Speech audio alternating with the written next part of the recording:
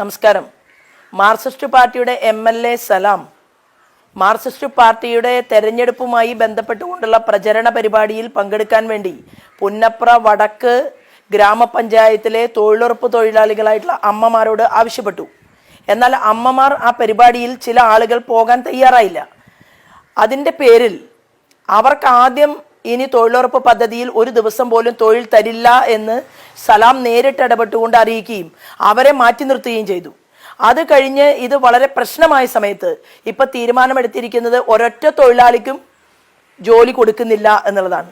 അപ്പോൾ തീരുമാനിക്കേണ്ടത് ഇത് MLA സലാമിൻ്റെ വീട്ടിൽ നിന്ന് എടുത്തിട്ടുള്ള ഫണ്ട് ഉപയോഗിച്ചല്ല തൊഴിലുറപ്പ് പദ്ധതിയുടെ കൂലി തീരുമാനിക്കുന്നതും കൊടുക്കുന്നതും. അത് രാജ്യം ഭരിക്കുന്ന പ്രധാനമന്ത്രി നരേന്ദ്രമോദി നേരിട്ടാണ്.